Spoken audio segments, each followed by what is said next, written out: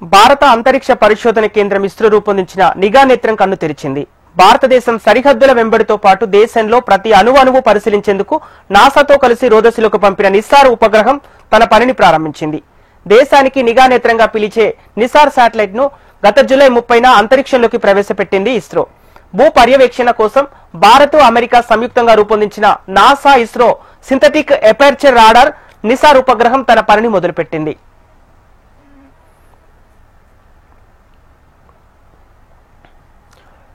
Bharat, America సంయుక్తంగా చేపట్టిన Nisar machine ప్రణాళిక ప్రకారం తన వర్క్ ను స్టార్ట్ చేసింది. భూ పరిశీలన కోసం ప్రత్యేకంగా చేపట్టిన ఈ మిషన్ లో భాగంగా జూలై 30, 2025న నిసార్ శాటిలైట్ ను అంతరిక్షంలోకి ప్రయోగించారు. నిర్ణీత కక్షలోకి చేరిన ఈ ఉపగ్రహం అక్కడి నుంచి భూమిని నిశితంగా పరిశీలించడం ప్రారంభించింది.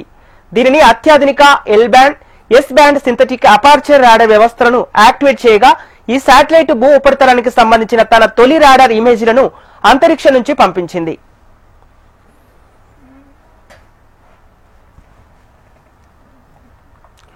నిసార్ ప్రపంచంలోనే మొట్టమొదటి డ్యూయల్ ఫ్రీక్వెన్సీ రాడార్ తో భూమిని పరిశీలించే ఉపగ్రహం. ఈ శాటిలైట్ డ్యూయల్ రాడార్ సిస్టమ్ ను కలిగి ఉంది. దీనిలో NASA L band, ISRO yes band కలిసి పనిచేసే సమాచారాన్ని అందిస్తాయి. దీని ఎల్ బ్యాండ్ రాడార్ పెద్ద చెట్ల కింద నేల కదలికలను గుర్తించగలదు. ఎస్ బ్యాండ్ చిన్న మొక్కలు, గడ్డి పర్యావరణ వ్యవస్థలను ట్రాక్ చేయడంలో ప్రత్యేకత కలిగి ఉంది. ఈ వ్యవస్థలు శాస్త్రవేత్తలు నేల యొక్క తేమ, అటవీ పరిస్థితులు, మంచు ప్రాంతాల్లో మార్పులు వంటి డేటాను నిశితంగా ట్రాక్ చేయడానికి ఉపయోగపడతాయి. ఈ ఉపగ్రహం ప్రతి 12 రోజులకు ఒకసారి మొత్తం భూమి, మంచు ఉపరితలాన్ని స్కాన్ చేస్తుంది.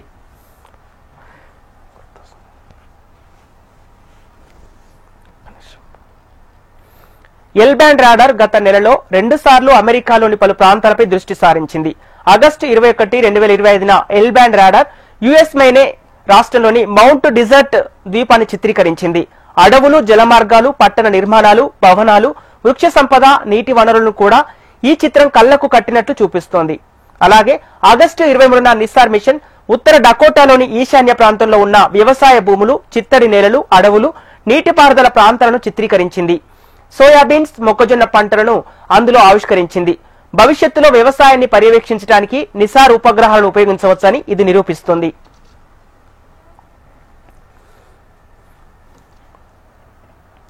భూకంపాలు, అగ్నిపర్వత విస్ఫోటనాలు, కొండ చర్యలు విరిగిపడటం, వరదలు, భూమి కుంగిపోవటం వంటి ప్రకృతి వైపరీత్యాలను పర్యవేక్షించడంలో, వాటిని అర్థం చేసుకోవటంలో శాస్త్రవేత్తలకు సహాయం చేయటమే ఈ మిషన్ ప్రధాన లక్ష్యం.